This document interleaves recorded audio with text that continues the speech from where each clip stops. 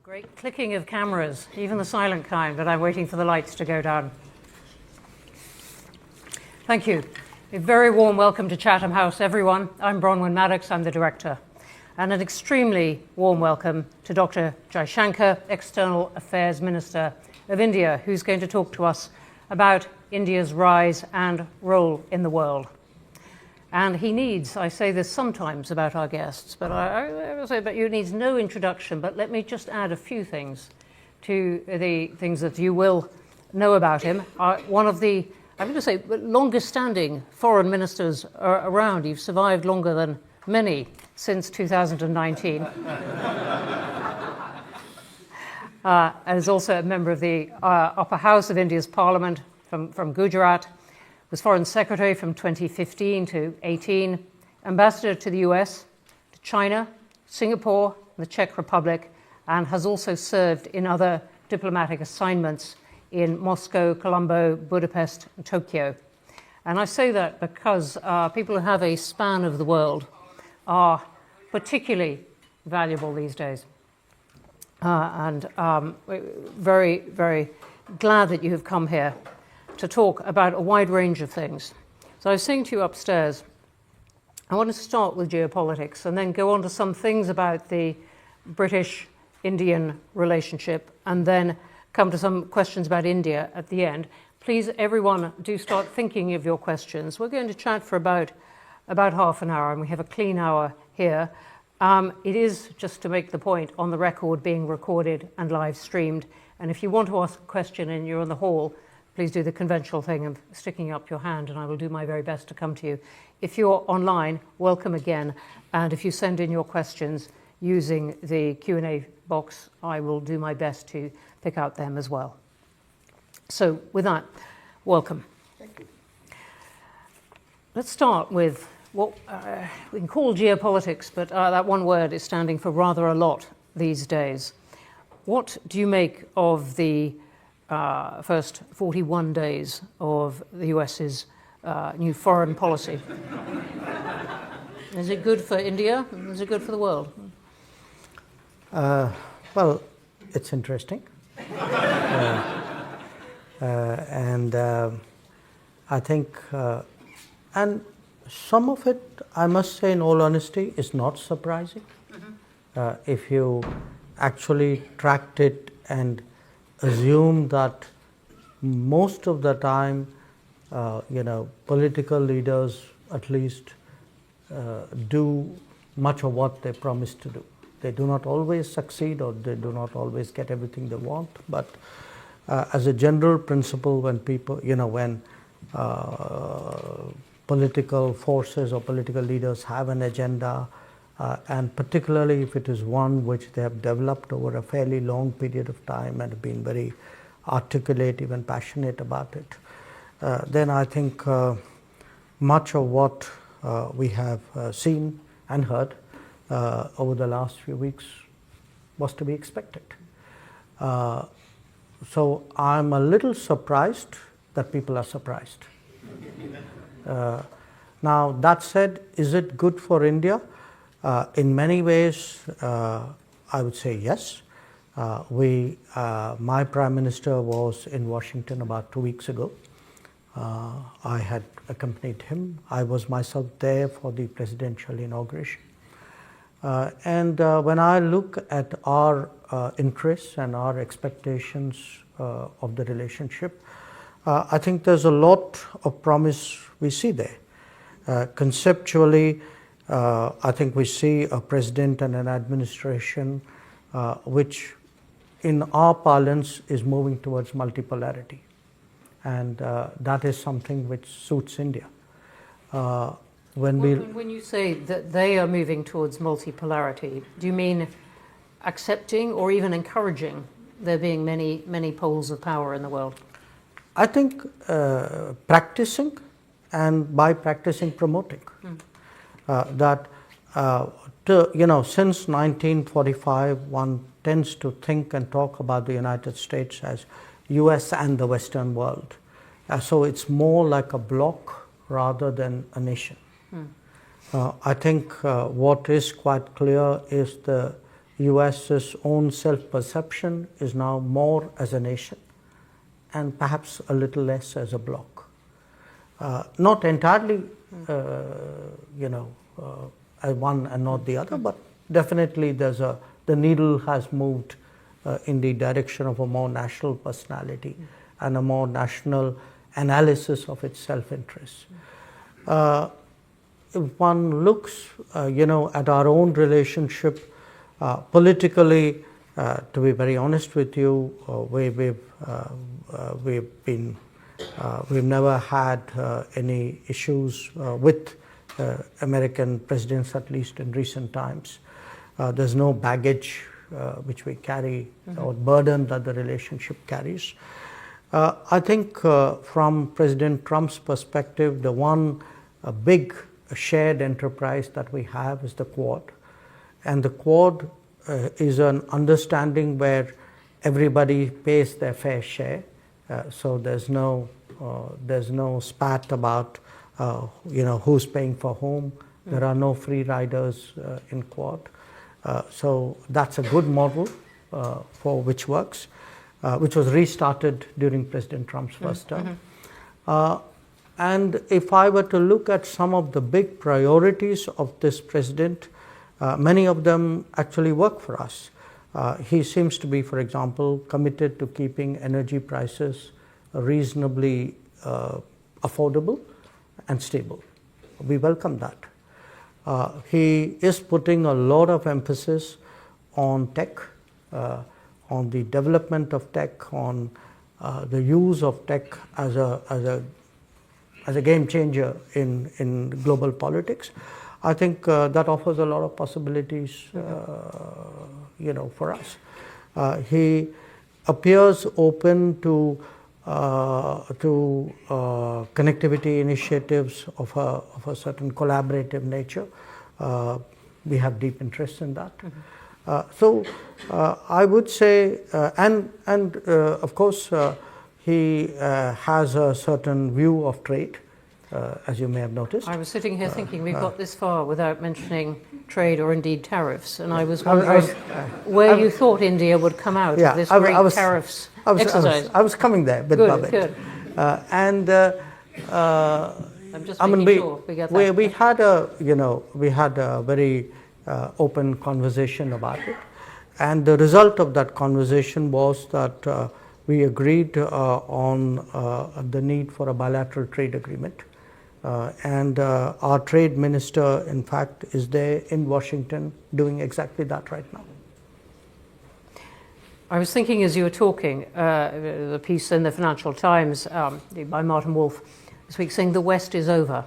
Do you think that's right? I wouldn't put it so sharply, but I would say today there are clearly, American interests are more sharply defined. And I suspect so are European interests. I'm not sure where exactly Britain is, probably non-aligned between the two. But it's very clear. It's possible that it has not yet sharply defined its interests. Yes. But we might come on to Britain in a moment. But just staying with this picture, I would love to hear more about where India is going to position itself. Multipolarity, as you said. There is China. We still don't know exactly what the US might choose to do with China. It's clearly bringing Russia a bit more in from the cold. Where is India going to put itself in this position? Vis-a-vis the US or vis-a-vis US and China, yes. All this is shifting. Look, our endeavor, at least for the last decade, has been to try to see if we can actually develop all the big relationships in a way, and the non-big relationships as well. In parallel, we understand that each one of them is different. Sometimes the issues are different. I'm not saying that it means being equidistant or behaving the same with everyone. I think in each case, it has to be customized, it has to be assessed. And then you look at, what are the advantages and what are the challenges and what are the benefits and what are the risks. And you arrive at a certain position or equilibrium. And if we can do that successfully with all the major powers and groupings, that actually puts you in a much better position in a world which we could see was heading towards multipolarity. So it's, I mean, think of it really as, in a sense, from what used to be said was a very bipolar world, which wasn't entirely true, and then a unipolar, which also wasn't entirely true. But today, if you have many more centers of decision making, many more sources of influence, many more discussions with multiple players to really address any solution or any situation, I think that's the kind of world, and I think the country which has the maximum flexibility and the least problems is obviously better off in that world, and that's our endeavor. That's a really interesting point. I remember you saying on the platform at the Munich Security Conference, not this year, the big J.D. Vance year, but last year, you were on the platform with Antony Blinken, which seems a long time ago. And you were saying, well, look, we're going to trade with Russia to some extent, oil and some military support, and we'll trade with you. And he looked, meaning the US, and he looked startled at that. But that is the kind of flexibility you're talking about. No, I don't think, to be fair to him, I don't think he was startled. I mean, by that time, we'd been doing it for some time. Yes. Yeah, you know, maybe not surprised, but still, I'm going to stick with startled for the directness of your position. You know, look, we've always been very honest about it. We've been honest about it, and I must say, even in 2022, we had discussed it at some length with the American administration, and I say this to their credit. They were also quite understanding about it, because you know, one issue which has been in a sense distorted, the whole energy trade. The fact is that after 2022, you did not want the Ukraine conflict to trigger a global energy crisis. We did not want to see global inflation, and which meant that somebody had to buy Russian oil if the oil markets had to be kept at a reasonable price. So I think there was an understanding about the need for that, and in fact, I remind people, you know, that was one of the reasons why there was a very conscious decision not to, you know, mix that trade with sanctions. So I think people have been very sober and very, I would say, sensible about insulating the global economy from that particular aspect. So we've been very, you know, honest about it, because I would rather tell our partners and the rest of the world up front what we are doing. I see no reason why we should be, you know, less than direct in any way. What about the BRICS? What would India like the BRICS to be? Economic grouping or ideological one? What's the value of it going to be? You know, look, it's hard to put a label on it, and we all like putting labels. I mean, that's what we do for a profession. I mean, that's why you have you do what you do, and I do what I do. But some things are not so easily defined, and BRICS is one for this reason. I can't say that it's, you know, I couldn't put an ideological label on it, in the sense, if you look at the BRICS members, even the original members, we are a very diverse group.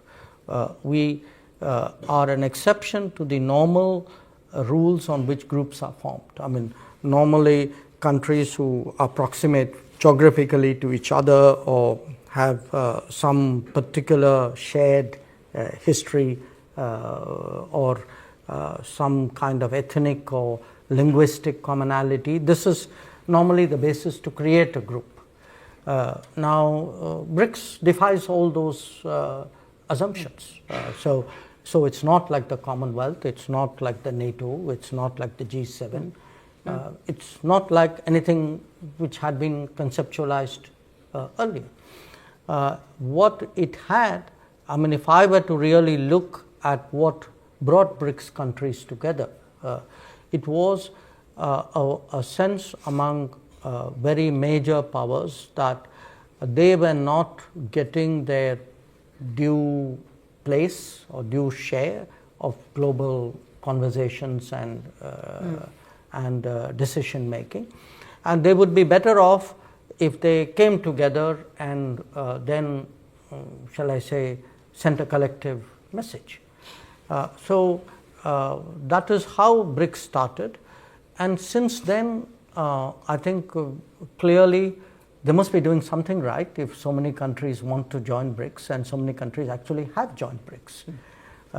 So we've had an expansion from the original 4. South Africa joined, and then it has become a double-digit membership in Joburg in 23, and in 24 last year in Kazan we also added dialogue partners, the concept of dialogue partners. So so the group has grown.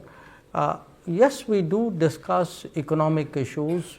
We also discuss political issues. It's not like we don't. So I wouldn't straitjacket it. I wouldn't. It's, as I said, it's hard to find a single adjective which would do BRICS justice. Do you see a role for India in acting as an intermediary in any of these current conflicts? I'm thinking of the role that Saudi Arabia has taken on in at least bringing the US and Russians together in Riyadh. India has been carefully not committed itself on Ukraine, but do you see a role for India in this? I'm not sure. I'm not sure. I'll only tell you what we have been doing so far. It'll be hard for me to predict what could happen in the future. We have been one of the few countries who have been regularly talking to both Moscow and Kiev at various levels. My Prime Minister has been talking to President Putin and to President Zelensky. We have met with the presidents, the ministers, the national security advisors, the defense ministers. So, at various points of time, if there was a moment or an occasion when our weighing in was useful, we have tried to do that. Mostly, it has been very specific. For example, in the summer of 2022. At that time, the Black Sea grain corridor was sought to be constructed, and there were some hesitations in Russia. So a few other countries approached us to, including Turkey, which had the lead, to press the Russians on that. We did that. When the Zaporizhzhia nuclear plant came under firing, we actually were approached by the Ukrainians to pass messages on to the Russians, which we did, and they had something to say, which we communicated back. We worked a little bit with Mr. Grossi in IAEA on that. So wherever there's been a sense that, okay, India can do something, somebody has come to us and said, would you be willing to do that? We've always been open-minded about it. To the extent we proffered advice, we have largely done that in the privacy of a room. We have spoken our mind to both countries, both leaders. Our view has been that they need to do direct negotiations. That's been our consistent position. We have never advised them what should be the format and what should be the terms of the negotiations. That is their business. But if and I would say this, every time we've had a significant and useful conversation with either of them, we have taken the approval of President Putin to share this with the Ukrainians and President Zelensky to share it with the Russians. So we have kept that going. But beyond that, as I said, we have never, it's never been up, we haven't done a peace plan or, put out a particular view. We don't think that is appropriate. I think this is an issue where the parties involved have to decide for themselves, and we also understand the stakes that Europe has in this matter. We understand the interest which the United States has in this matter. We hear it from the Russians that they too feel that there are other parties to be engaged. So I think we have done whatever was the right thing to do in the most helpful manner, and will continue to do that. Let's come on to the relationship with the UK. You saw the Prime Minister yesterday. I believe you're going to Belfast and Manchester tomorrow. You've seen David Lammy today. Is that right? Yes, yep. I saw. I was with him yesterday as well. Yes. Lots of David Lammy. Right. Where does this stand? And let's start with the free trade agreement. I was in fact, the last time I saw you in your office in Delhi 18 months ago, and there was a great buzz around, was there going to be signing of the deal then? Would Rishi Sunak come over? Could he tuck in the cricket as well? There's a whole fuss around it. Then 18 months goes on. Is it intellectual property on pharmaceuticals? Is it visas again? Where is this? I think some progress has been made in the negotiations. I mean, first of all, let's understand this is a negotiation. Negotiations, and it's a serious negotiation, because when you do an FTA, you're really locking in your country into a long-term arrangement with another partner. So you don't do that in a hurry. You don't necessarily, you don't do that frivolously. So there is a lot of homework. There are a lot of forward projections made of what are the benefits and what are the costs. So it's a fairly complicated process. It's not just like going to a shop and buying something.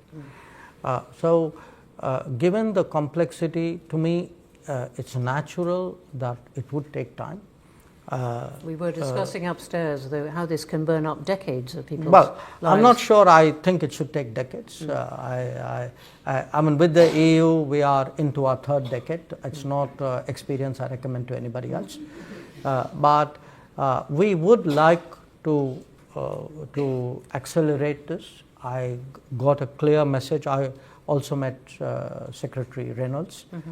So I think from Prime Minister Starmer, from Foreign Secretary Lammy, from Secretary Reynolds, I got a consistent message from all of them that the British side is also interested in moving it forward. We had a round last month in February in Delhi when Secretary Reynolds was there.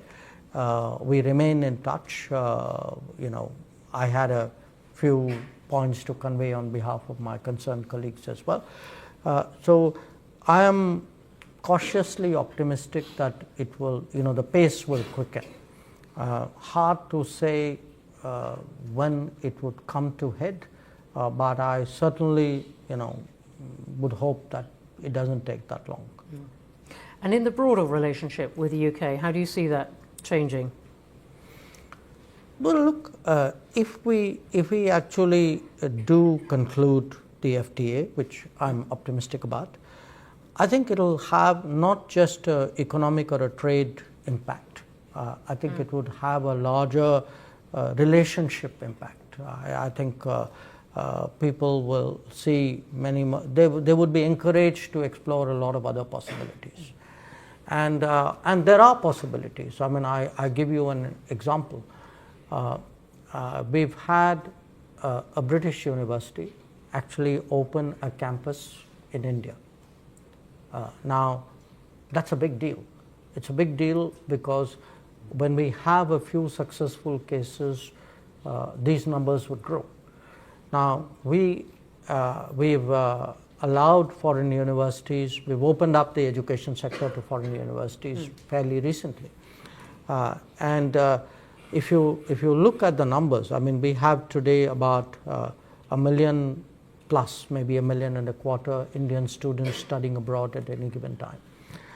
There would be at least twice that number of people who would have been interested, and had they had an opportunity, would have liked to explore that. And in addition to that, there would be many others. If they saw the, instead of them going out, they actually saw the universities coming to their homes or close by, they might be interested as well. So I can think of the education sector as a completely, new area which would open up. So when you have something momentous happen in a relationship, I think it will have a ripple impact on a whole lot of other sectors.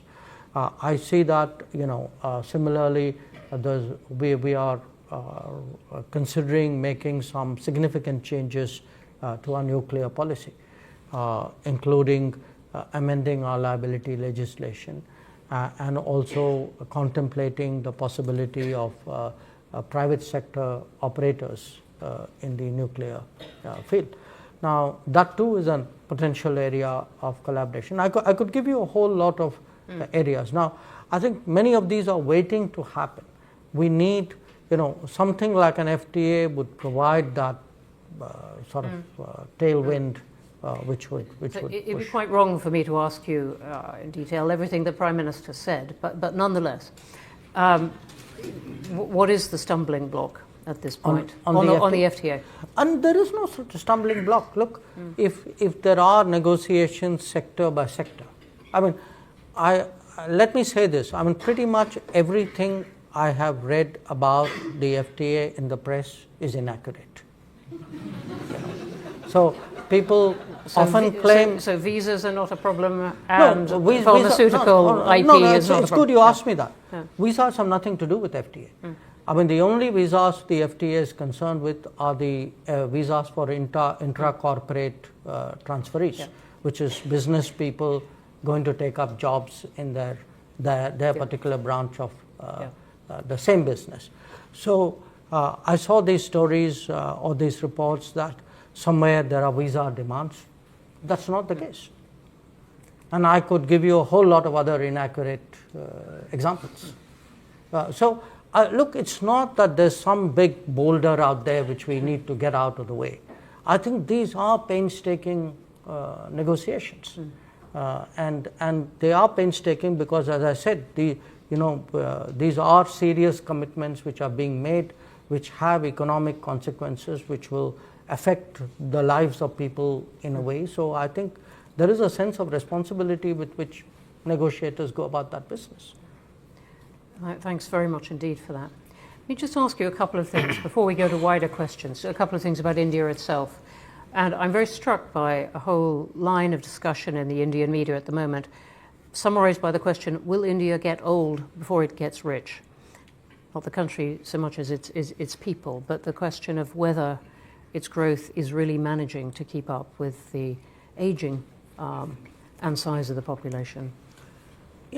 That's not a question which is unique to India. No, not at all. People have been asking that question on China. They ask it about some other East Asian countries. They ask it about this one too. Yeah. But, yeah. So I think it's a natural question to ask about any economy which is growing rapidly and which is consequential for the rest of the world.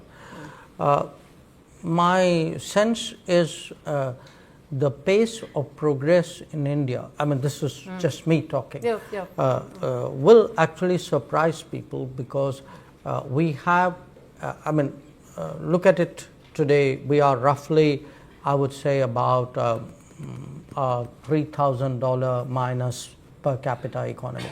Okay. Think back on the rest of the world when it was at that level. What is different for us is we have the access to technologies and practices and possibilities which others at that point did not have. For example, digital. So there is a great possibility to leapfrog in terms of our development.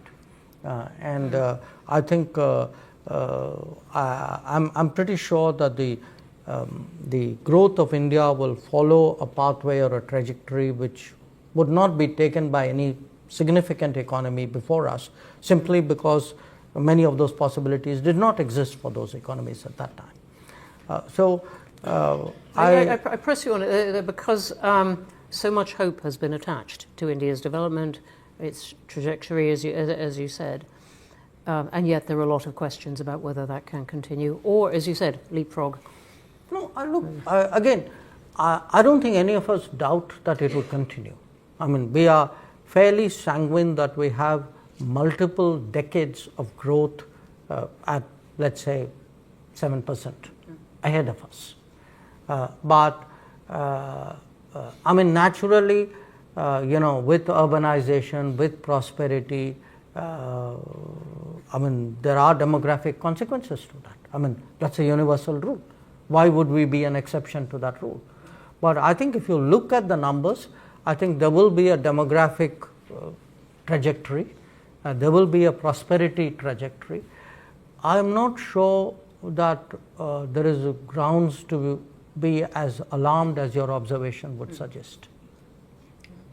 Thank you. We might come back to that in the questions. Let me just ask you one more, something that comes up in parts of certainly with the British media, with parts of the British government, about whether India is still a place where minorities feel that they can thrive. The argument being, look, it's great if you're part of the Hindu majority, but becoming a less comfortable place if you're Muslim, Hindu, Muslim, Tamil, Sikh, whatever.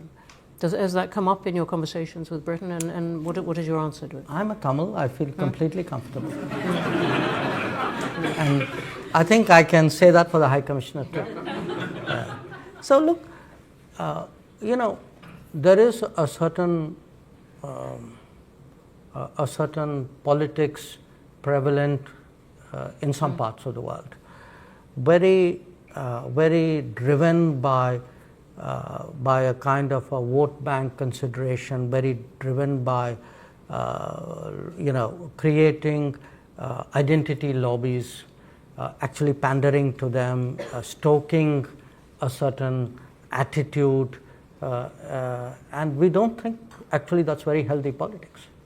So if the idea of good politics is all about how do I look after, cater to minority demands, I think to me good politics is actually about treating your citizens equally.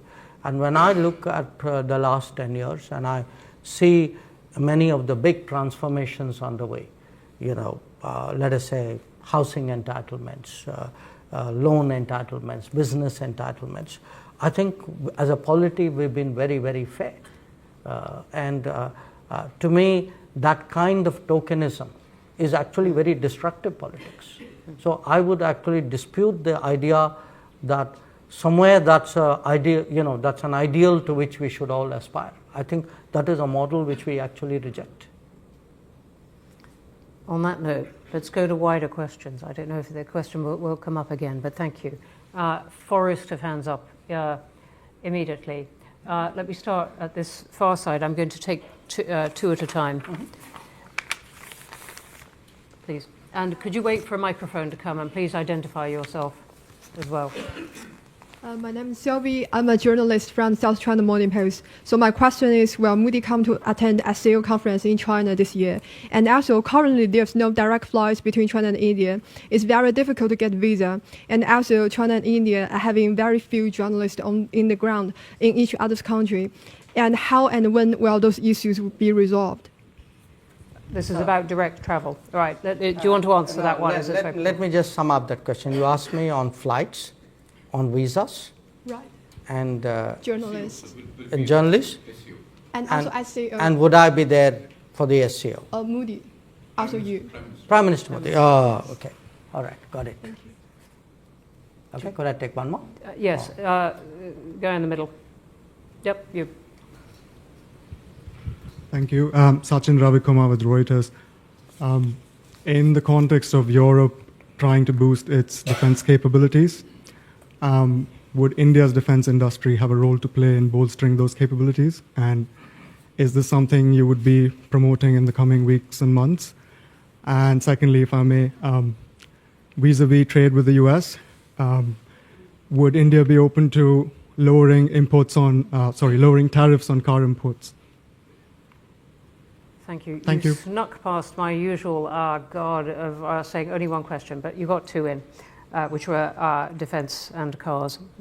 She got 3 in. Yeah. So We're going to go to a one question rule in a moment. On the first question, look, there was a certain context for why relations between India and China were disrupted. And the context was what China did along the line of actual control in 2020 and the situation which continued after that.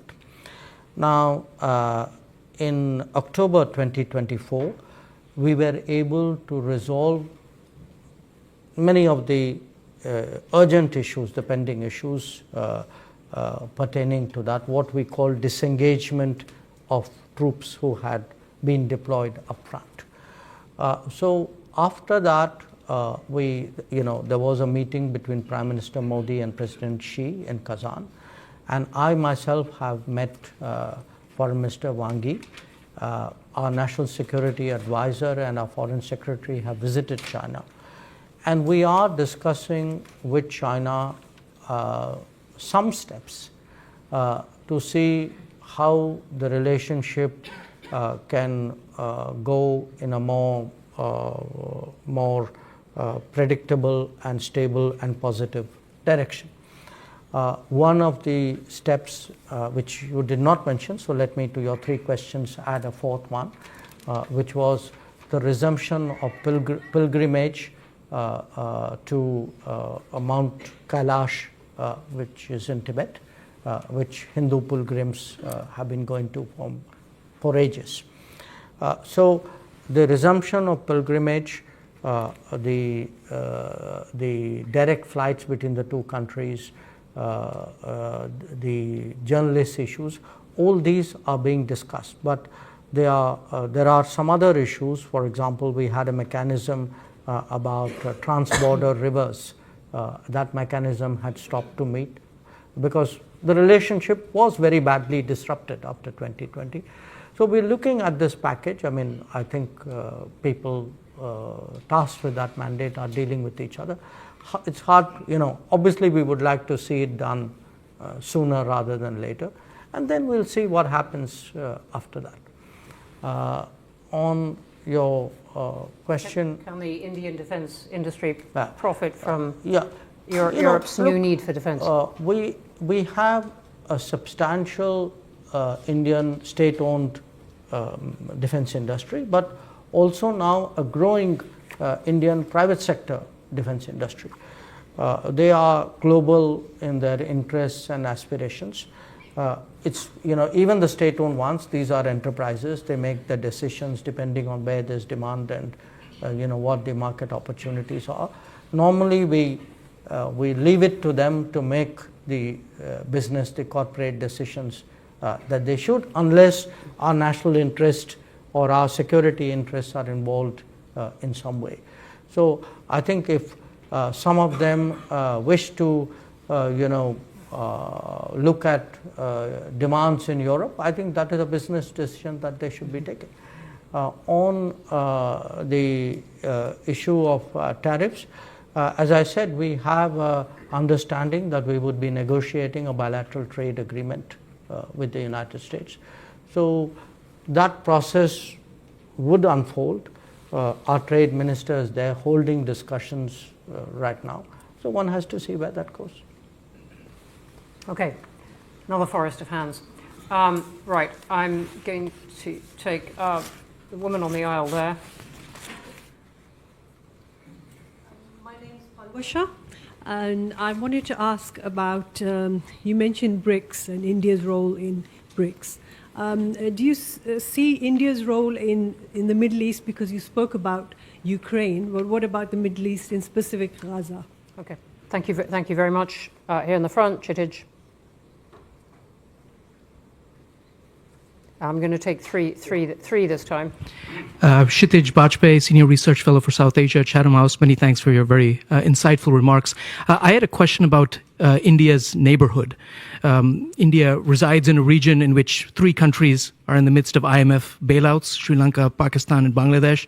2 countries could be regarded as potentially near failed states, Myanmar and Afghanistan, and 2 countries with which India has a history of difficult relations, which also happen to be nuclear weapon states, and it also has active territorial disputes. Of course, I'm referring to China and Pakistan. You also have a relatively low level of regional economic integration and institutional integration, at least compared to other regions in terms of intra-regional trade. So my question is do developments in India's neighborhood, do they hold back or undermine India's global aspirations? Or to put it more bluntly, can India rise without its region? Thank you. Thank you. And I'm going to take one more right here in the front. Thank you very much. I'm David Lubin. I'm an economist here at Chatham House. I wonder if you could comment on India's aspirations for the internationalization of the rupee, or more generally, whether you and the Indian government have a problem with dollar dominance in the international monetary system. Great, thank you. We have the Middle East, Gaza. We have whether India can rise without its neighborhood, without relations with its neighborhood, and the internationalization of the rupee. On the Middle East, obviously we have significant interests. I mean, depending on how you define the Middle East, if you were to include the Gulf in it, we would have more than 10 million Indians actually living there. The trade, our trade with the Gulf would be today, our exports to the Gulf alone would be close to $100 billion. Our trade with the Mediterranean is close to $85 billion.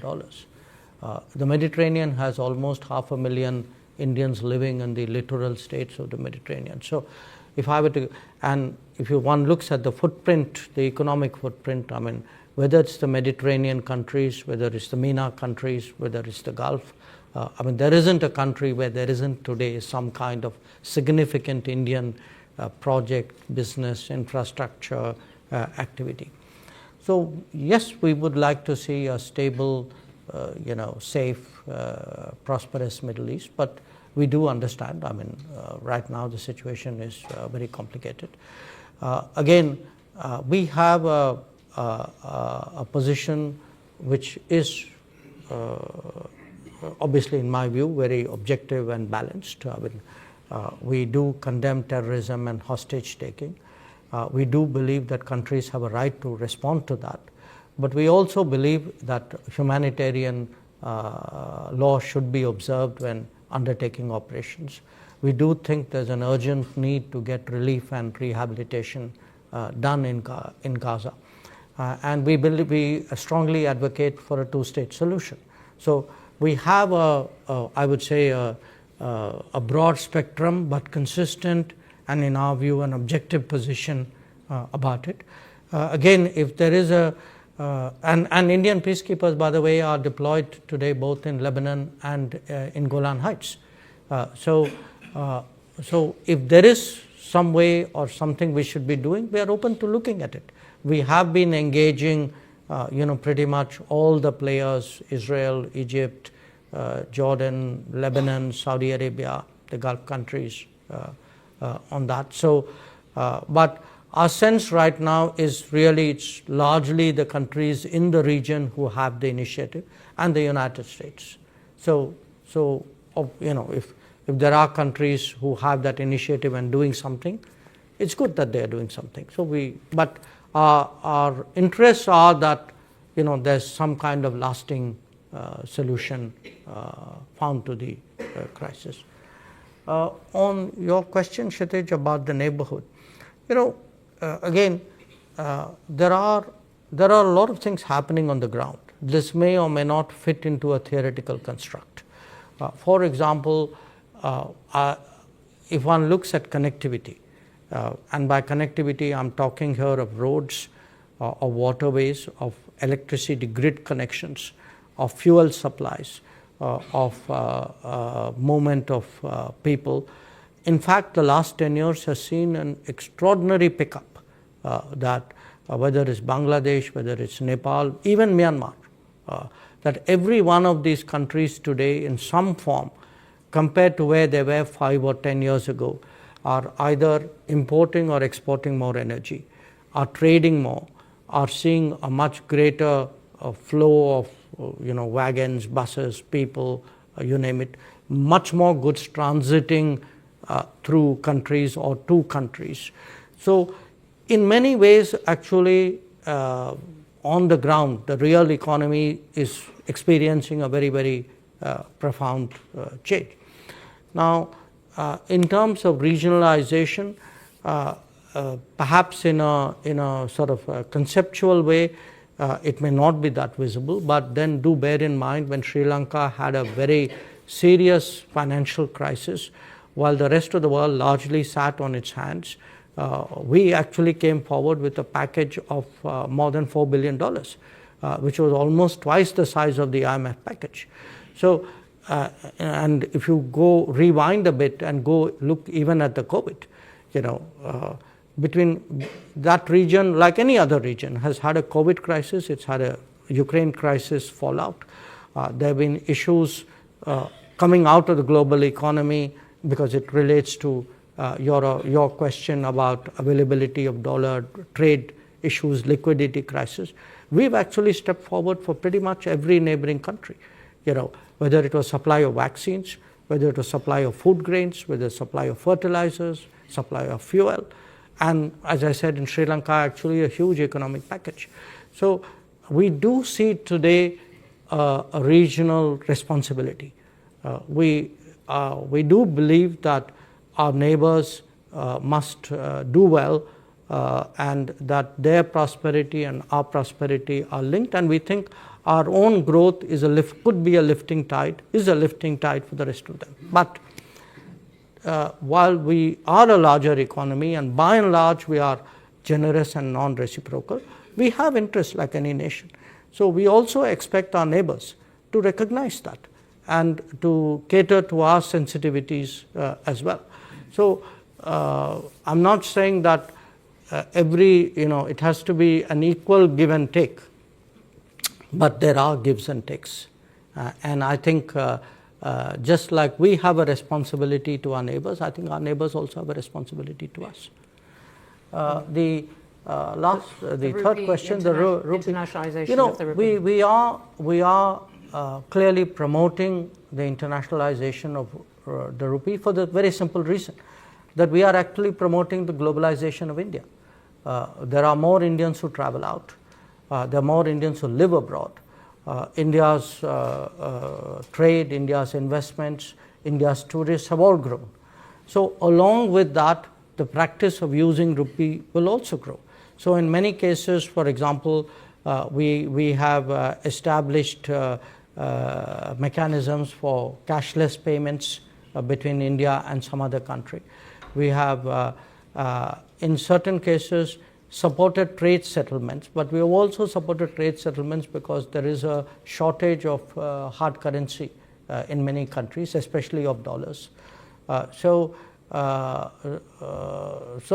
in a way, there is a steady, I would say, externalization of rupee transactions. That's part of the globalization of India. But where the role of the dollar is concerned, I think we are very realistic about it. We have never had a problem with the dollar.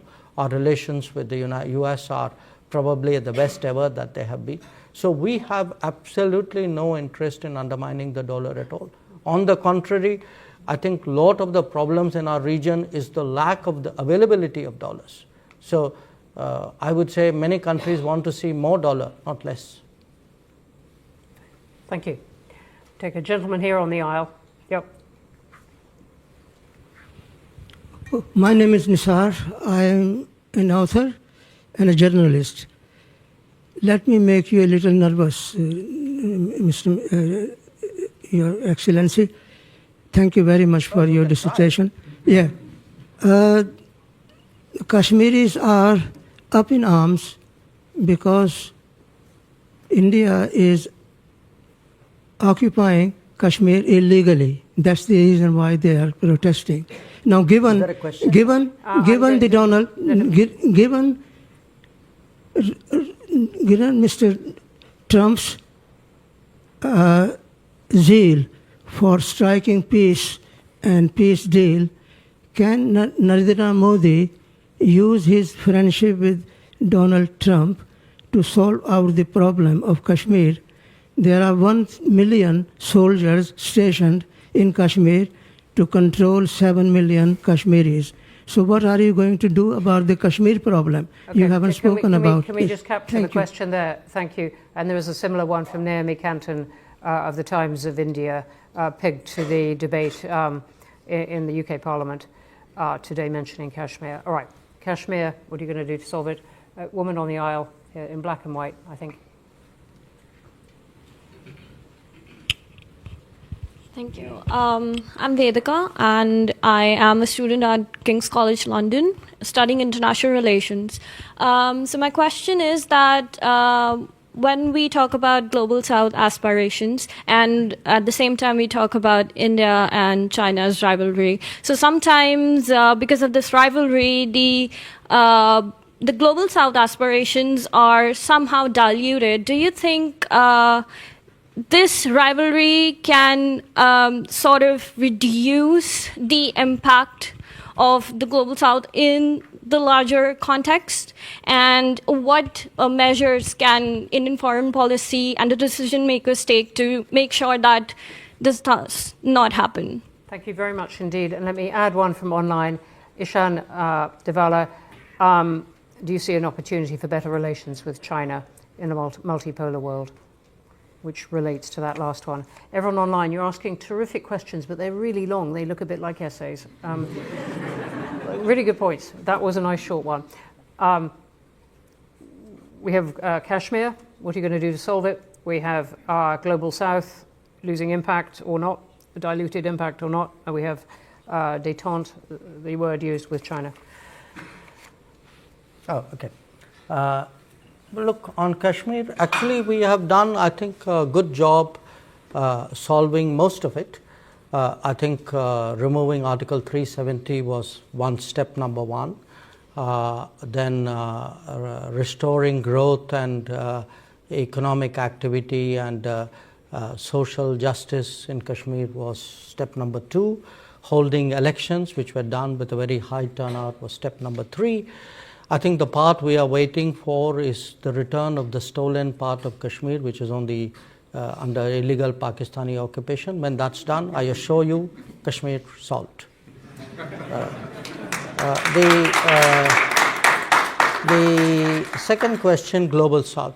You know, look, there are different ways of looking at it, and I give you a perspective. What do countries in Global South largely want? They want more options. They want more experiences to compare, relatable experiences. They would like to get into relationships which actually help them build their society on a sustainable basis. So forget India, China for a moment. I think what is happening and is that much of the Global South in the previous decades had very limited options. You know, they either had Western options, they had multilateral development banks which were in a way associated with it.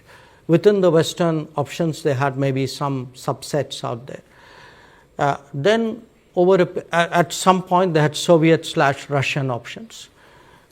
Then you had a set of China options.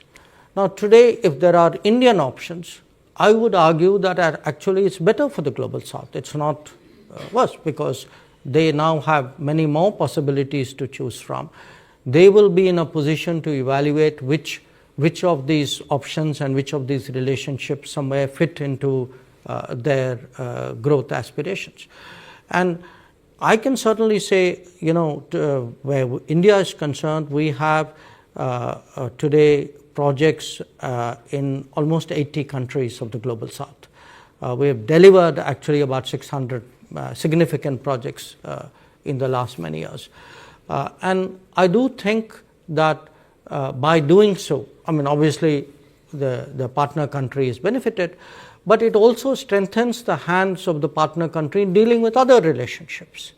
So I would not put this negatively at all. In fact, just like I say for India's positioning a multipolar world is helpful, I think for Global South as well, I think a multipolar world is helpful, and it actually increases their negotiating ability.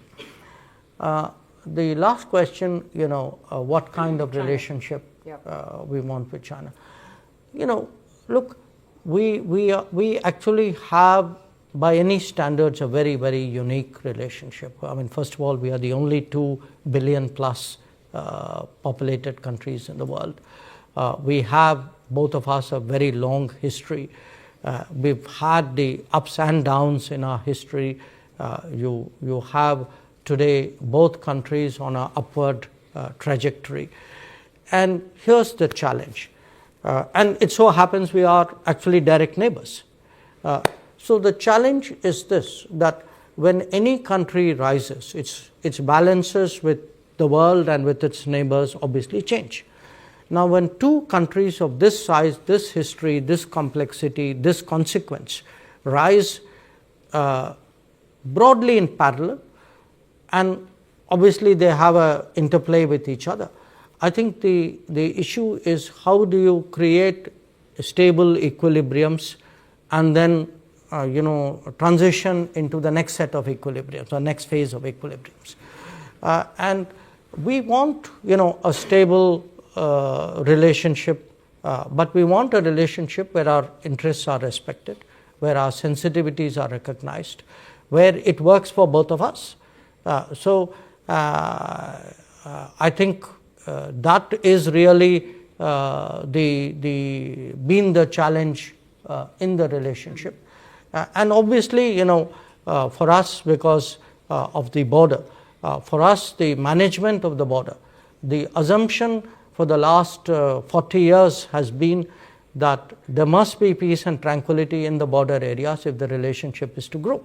If the border is unstable or is not peaceful or is not tranquil, obviously it will have consequences on the growth and direction of the relationship. Mm-hmm. Okay, let's just squeeze in a few more hands than ever. All right, I'm going to the gentleman right in the middle who's been very patient. Anis Nasser, retired banker. Dr. JAISHANKAR, one huge question for you. A lot of talk has been emanating from BRICS group to replace dollar and have its own payment system. Do you think, in view of fast-changing demographic in respect of politics and economics, is this likely to happen in the next 5-10 years? Thank you very much. I'm going to go to Ashish Goyal right on the aisle here. Ashish, if you can wait for a microphone to come to you, which is coming now. Have you got it? Brilliant. Thank you. Thank you, Dr. JAISHANKAR, for your thoughts. I'm Ashish Goyal. I'm a global macro investor. And I'm going to continue on this dollar theme, actually, because you spoke about the idea of multipolarity being a good thing, and that's where we are headed towards. So why not multipolarity of the dollar, as in the sense currencies across the world, payment systems across the world?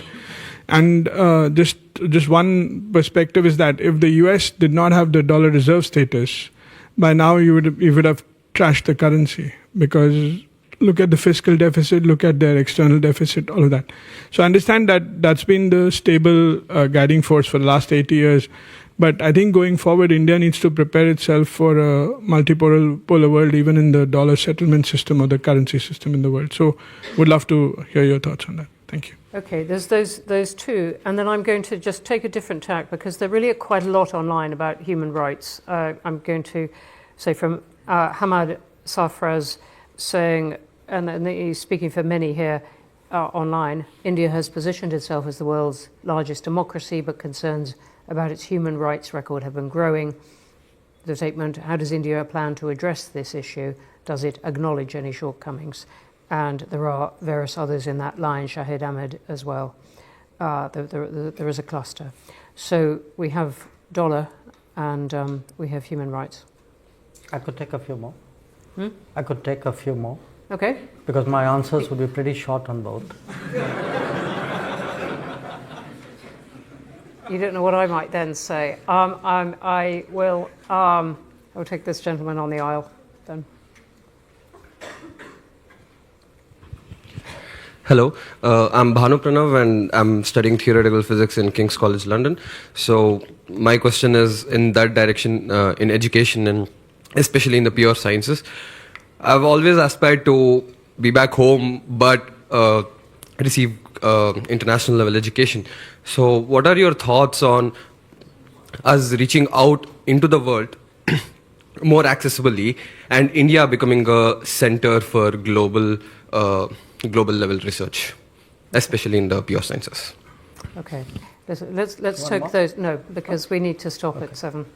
Thank you for your generosity, but we actually in respect of the. So we can close with this, right? With these batch, Yeah, yes. okay. Yes. Look, I take the two dollar questions together. As I said, first of all, I don't think there's any policy on our part to replace the dollar. As I said, at the end of the day, the dollar as the reserve currency is the source of international economic stability.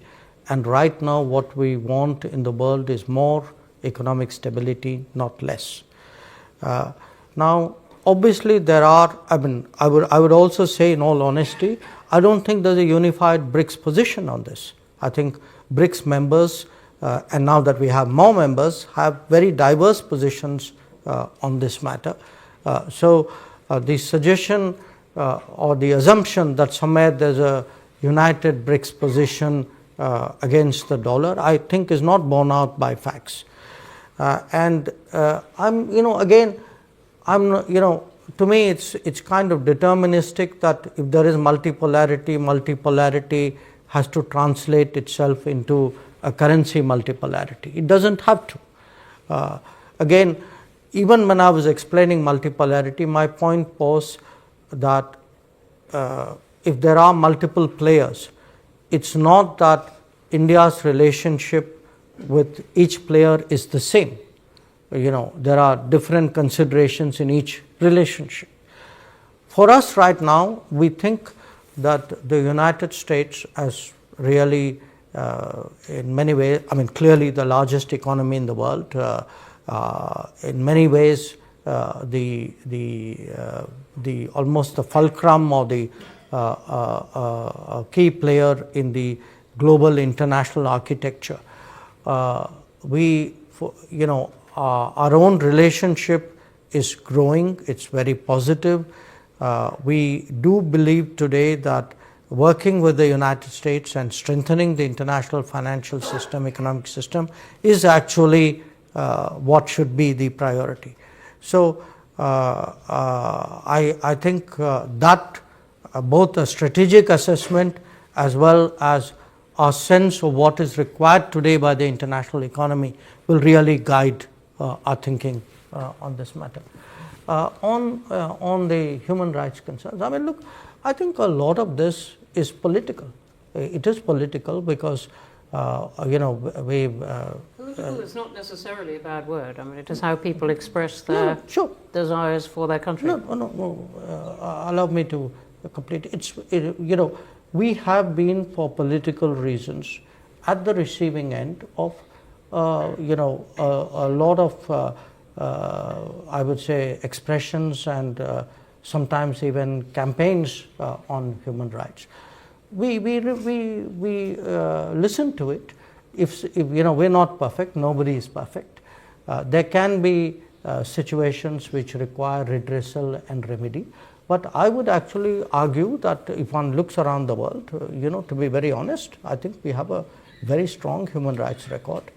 We as a democracy, as a credible democracy where people still have faith, and in fact growing faith in that democracy, where actually representation has broadened in every conceivable way over the last many decades, where the state has been very fair in terms of treatment of its citizens. I think any sort of sweeping concern on human rights is really misplaced. I don't see justification for it at all. And the last question on global level research. Today there is a big sort of spurt, I would say, in the innovation culture, in the startup culture in India. We also have a lot of global capability centers. In fact, I think about 40% of them globally are actually located in India. My sense is in the coming, say, 5 years, I actually expect to see both at an enterprise level as well as in terms of our own entrepreneurial tendency. I expect to see a much more energetic innovation and research culture. I mean, this is quite apart from what the government is doing. I mean, we have set up a National Research Foundation. There is a much greater push for various enterprises and agencies to invest more in research. There are some standout sectors. I mean, space would clearly be one, where you can see really what has been a very youth-driven, often I would say almost outside the government innovation, which has paralleled what have been enormous steps taken by the government-led program as well. But it's happening in a whole lot of other areas. And I think for young people in India today, there are possibilities and opportunities out there which probably didn't exist in the previous decade. We are going to have to stop there. There was a forest of hands up. There are loads of great questions online, very few which I could squeeze in, but many of them thought-provoking, some of them charming. I'm looking at Raghu Ramachandran saying, what is your personal desire or vision for the world in the next 25 years, which I didn't bring in. You might have to wait for your next book. Everyone, can you join me in thanking Dr. JAISHANKAR?